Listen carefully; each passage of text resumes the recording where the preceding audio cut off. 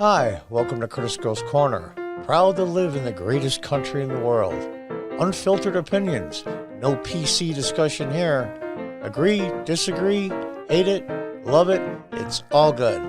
Sit back and enjoy some unfiltered commentary. We discuss politics, culture, interviews, and more. Your comments are always welcome. Please help the channel by hitting that subscribe button. Doesn't cost a thing. And as always, thanks for your support.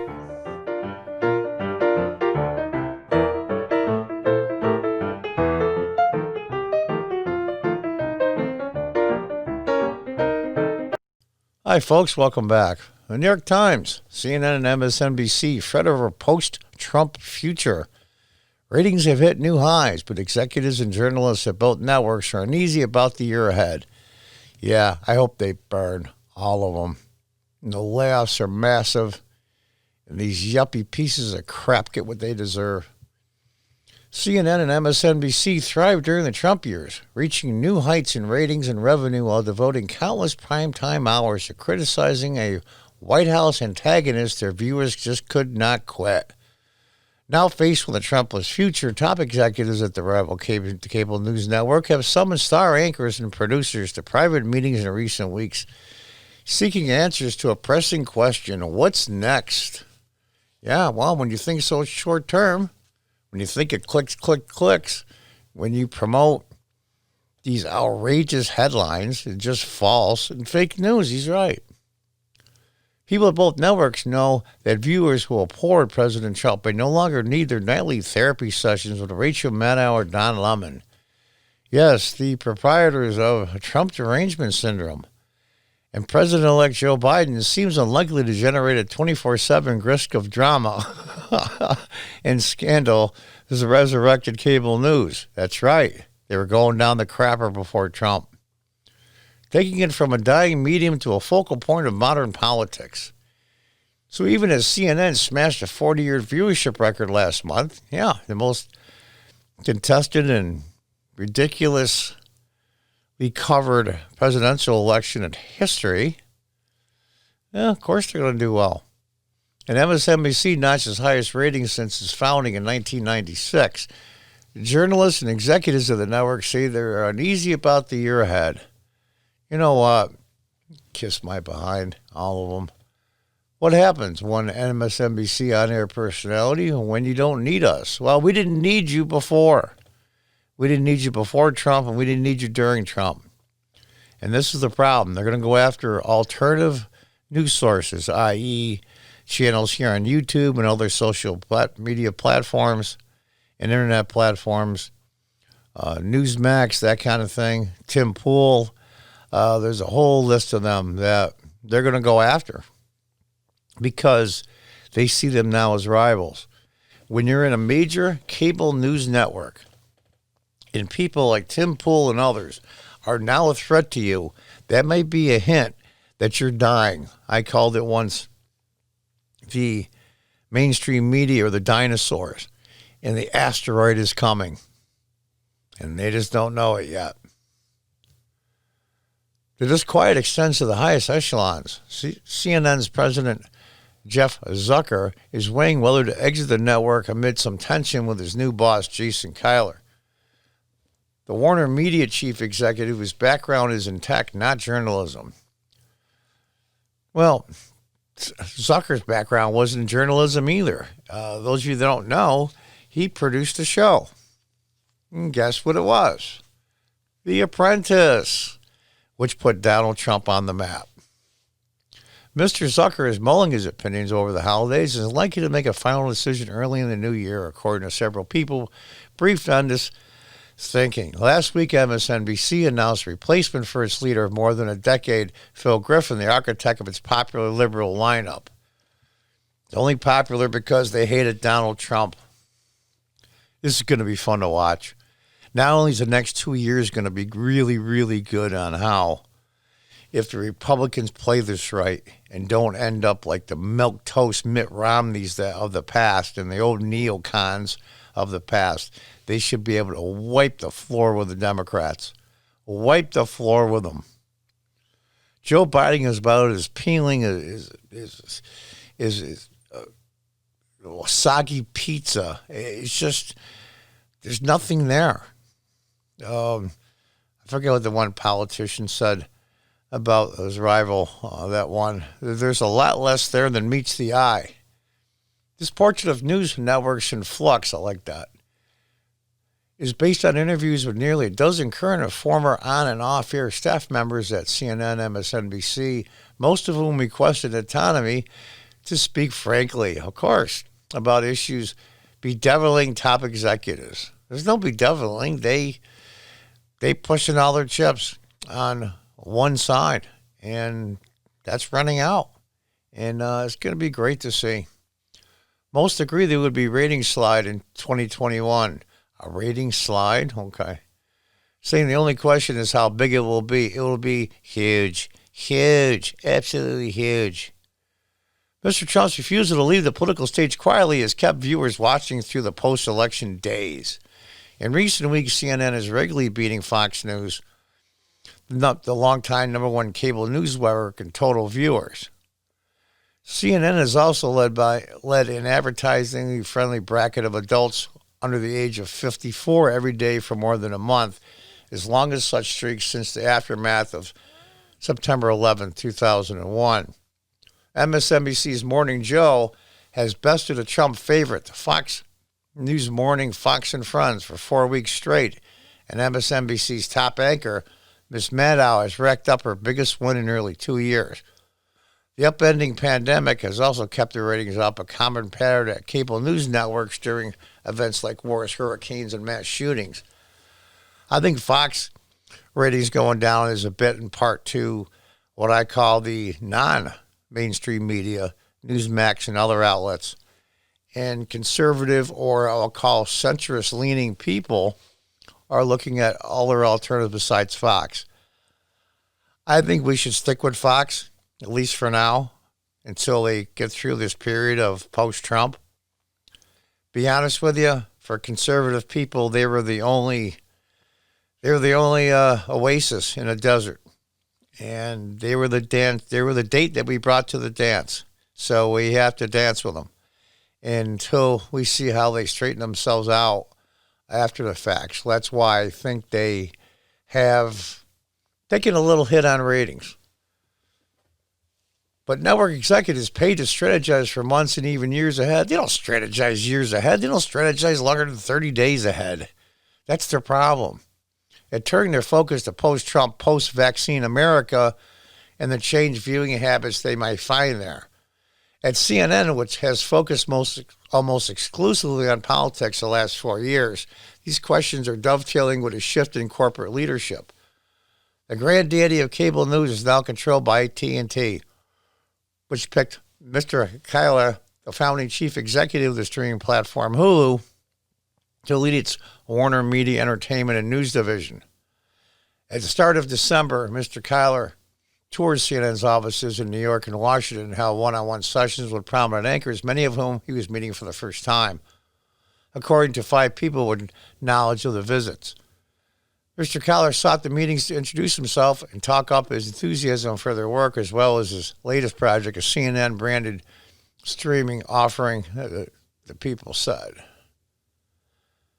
The meetings coincided with uncertainty at CNN about the fate of Mr. Zucker, a hands-on leader who commands the loyalty of his anchors and star correspondents. A former chief executive of NBC Universal, Mr. Zucker is known to micromanage the network's journalism, calling control rooms and whispering in anchors' earpieces during prominent interviews. Oh, gosh, this is going to be so great when they go to crap. But I'm just afraid the damage they're going to cause to non-mainstream media news sources. That's going to be the problem. And as they slowly die, they're going to lash out, and it's going to be brutal.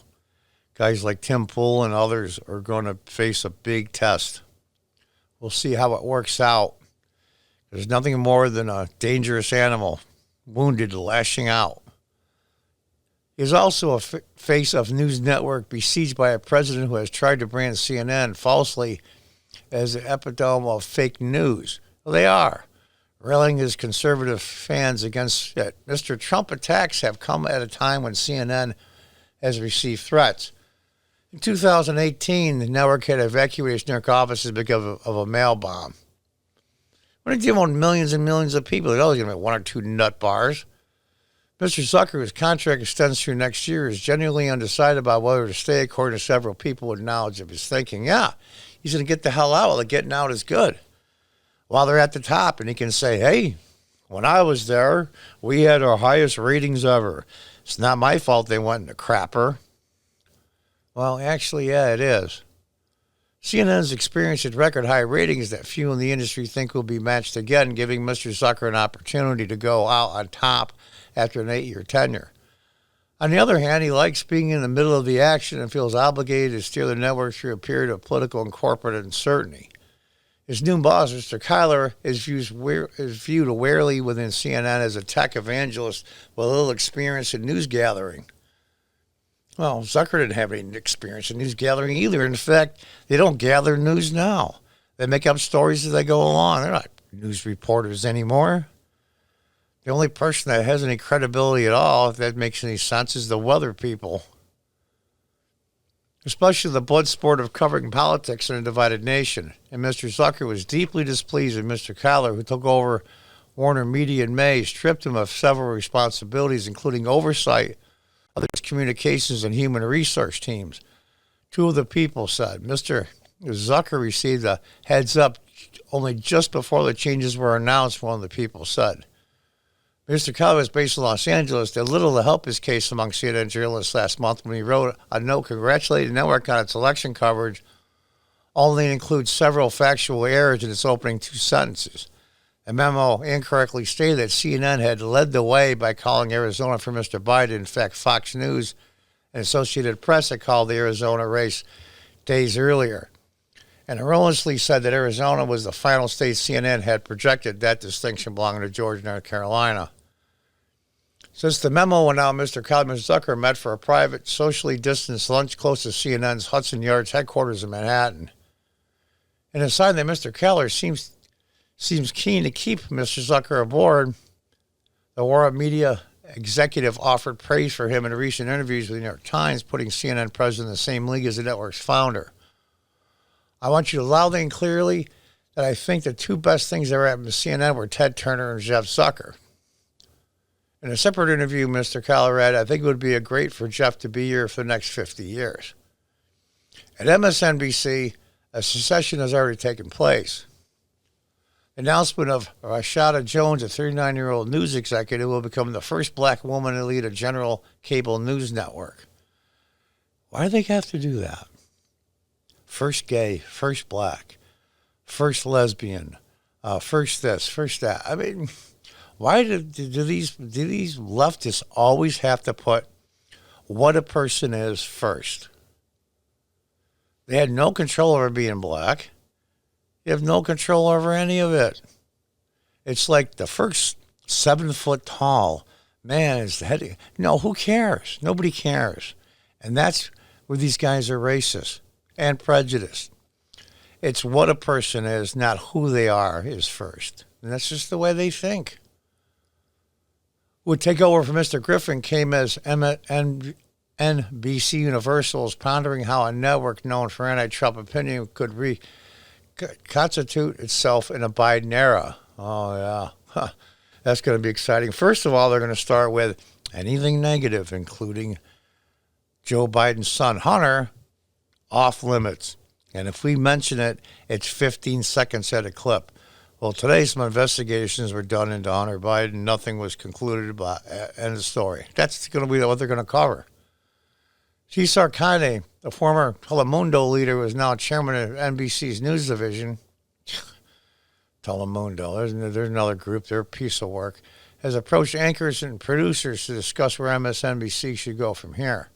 The network's audience ballooned during the Trump presidency, providing hours of talk on impeachment, the president's tax returns, Stormy Daniels' White House super spreader events, and the election. Yeah, they're killed millions of people. Jesus, Stormy Daniels, remember that one? Here's funny about the president's tax returns. Trump was right. During the Mueller investigation, they spent, what, $50, $60 million? God knows how many hundreds of thousands of hours of interviews. Almost unlimited power to do anything they want to. You don't think for 1 second that they didn't look at Donald Trump's tax returns? They had the authority to do it. Don't think they wouldn't. Of course they did. And nothing leaked out. Which makes you think there's nothing to it. Donald Trump just didn't release his tax returns because they told him he had to. That's the reason. But MSNBC viewers can be fickle. Yeah, no kidding. Most progressives are. Producers watched in amazement at ratings nosedive during good news periods for President Trump. Viewership dropped sharply, for instance, in the days after the release of the report on Mr. Trump and Russia by the special counsel, Robert Mueller, whose conclusions came as a disappointment to many Democrats. Yeah, I love that. The recent report. Notice they didn't say in that paragraph at all there was no evidence of any of it. Didn't even mention that part. Funny, huh? MSNBC viewers also tuned out after Justice Brett Kavanaugh's confirmation of the Supreme Court, and he largely skipped Mr. Trump's State of the Union address in February, which took place when he was assured of an acquittal in a Senate impeachment trial. With Mr. Trump so central to MSNBC's ratings surge, some producers see a slide coming. Others of the network say that Trumpism, with its attendant partisanship and politicalization of society, will persist, keeping viewers locked in after Mr. Trump is no longer in the White House. Yeah, we got to look for a new boogeyman. We have to look for a new bad guy. It's going to be great. What's this going to be? I feel sorry for the people or person or people that it's going to be, but we'll see. For now, Mr. Connie is focused on finding ways to introduce NBC viewers to news programming and NBC's universal streaming service, Peacock. Yeah, that's what they want. They want the viewers. There's no one. Nicole Wallace, no for anti-Trump views.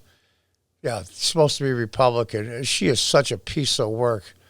I mean, my God, most of these people can't stand in direct sunlight because plastic will melt. They're such fake people. Mr. Griffin, the outgoing network head, ran MSNBC's opinion shows, elevating Miss Maddow in 2008 to full-time anchor. His replacement, Miss Jones, hails from the reporting side of NBC News, where, among other responsibilities, she oversaw political events like primary debates. Until the answers materialize, MSNBC can stick to business as usual as Mr. Trump continues to cause agita for its liberal viewers. Now, I'm Italian. My father's side is 100% Italian. I say this all the time. Jesus, be quiet. Well, you're giving me agita. Yeah, and that's the thing. Trump has caused agita to millions of liberal viewers, and I take pride in that as a Trump supporter. Good, good, good. Now there's going to be agita among all the mainstream media companies and their employees. You made a deal with the devil.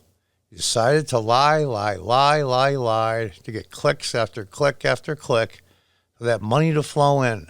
And it's going to stop here pretty soon. And I'll be glad when I see it. When the only ones reporting about the layoffs in mainstream media will be Fox and other conservative outlets. And I hope the bloodbath just rips these companies apart and they all fold. This month, the Rachel Maddow Show is leading its Fox News competitor Hannity in the ratings for the first time since February 2019. Well, that's interesting because just saw the ratings on Fox News, and Hannity was number one and Tucker Carlson was number two, so I'm not so sure on that. It's going to be great. It's going to be great. But, these guys get millions a year, these anchors and a lot of these producers, and all right, so they're going to have to take a year off or 6 months or let their contracts run out, and we renew this contract or that one, and, they'll just have to retire to their second or third home in the country and reevaluate their lives and figure out what they're going to do next and how they're going to save democracy from Trump and the Trumpsters. And Trumpism will destroy the country. And I have to go home and write out my memoirs.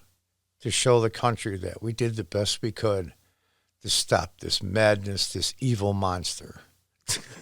Was I too subtle in the sarcasm? This whole thing's just a game. But the problem is, though, it caused a lot of harm. It caused a lot of harm. It caused a lot of harm before COVID. And that's the other thing. These guys, the way they covered COVID, it's just despicable. It's despicable how these draconian, ultra-liberal governors and mayors have destroyed millions of people's lives just for the hell of it. There's no evidence for any of it. I said, I know better than you. Stay home. Let your business go to crap. Destroy your life. Destroy your family. Destroy your neighborhood and community. But it's all about the public good. Don't do as I do. Do as I say. It's pitiful and it's ridiculous. And I'll tell you, put part of the blame, at least a third of the blame, on the American people for allowing it to happen. To not stand up right at the very beginning. But the relentless pounding from the fake news like CNN and MSNBC kept people so scared to death they didn't dare.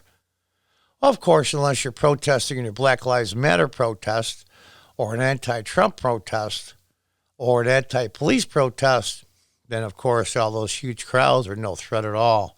In fact, if I remember right, one of the big shots in the CDC and the U.S. government said, being that racism, systematic racism, is such a huge health risk to the United States that it's better to do that and take care of the racism and not worry about the COVID. And, of course, tens of thousands of people got COVID through the spreading of the mass protests. But that was more important. But if you open up your restaurant, you're going to kill grandma, and you're evil. You're evil for trying to support your family. You're evil for trying to feed yourself.